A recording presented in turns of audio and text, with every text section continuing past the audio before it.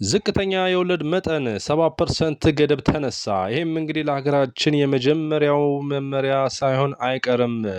በብሔራዊ ባንክ እንግዲህ ባንኮች እንዲከፍሉ ያስገድዳቸው የነበረውን ዝቅተኛ ለተቀማጮች 7% ወለድ ብሔራዊ ባንክ ገደቡን አንስቻለሁ ብሏል። እናም ባንኮች ከዚህ በኋላ ያዋጣኛል የሚሉትን ዝቅተኛ ወይንም የወለድ የተቀማጭ ላይ የሚያስፈልገውን ክፍያ ለመክፈል መብት ሰጥቷቸዋል ማለት ነው።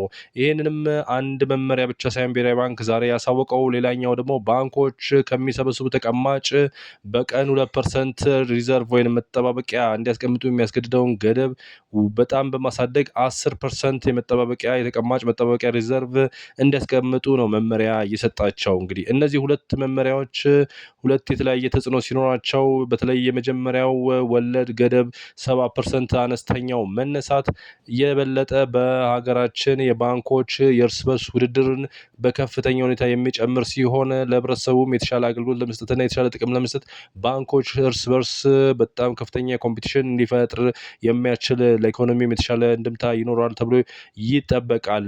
በሌላ በኩል ደግሞ እንግዲህ ከዚህ ከወለድ አነስተኛ ወይም ገደብ አልባ መሆን ጋር ተያይዞ እንዲሁም በአጠቃላይ ባለው የሀገሪቱ የፋይናንስ ሪፎርምም የዋጋ ንረት ኢንፍሌሽንን በተመለከተ እሱንም ለመቆጣጠር ደግሞ ሁለተኛ የወጣ ፖሊሲ በጣም የሚጠቅም ሲሆን ባንኮች በተለይ አሁን ላይ ወለድ መቀነሱ እንደፈለገ መሆኑን ተከትሎ ሊሰበስቡት የሚችሉት ከፍተኛ ብድር ተቀማጭ ወደ ብድር እንዳያውሉት የቀን ተቀን የመጠባበቂያ ሪዘርቫቸውን መጨመሩ የዋጋ ንረቱንም ባለበት እንዲቀጥል ወይንም እንዲቀንስ ያስገደደ ሆኖ ተገኝተዋል። እናም እነዚህ ሁለቱ መመሪያዎች ሲወጡ በሌላ በኩል ባንኩ ከዚህ ቀደም ባሉት ወራቶች ያስቀመጠውን 15% የፖሊሲ ሬት አሁንም በመቀጠል የብድር ባንኩ ብሔራዊ ባንክ የሚያቀርበውን ብድር 15% አሁንም እንዳስቀጠለ ሲሆን በተለይ ግን አሁን ዛሬ መረጃውን በዋነኝነት ለሀገራችን የመጀመሪያ ሊሆን በሚችል ደረጃ ባንኮች የሚሰጡትን ዝቅተኛ ወለድ በገበያ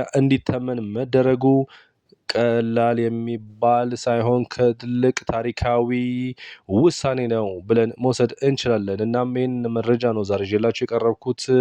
ሰላም።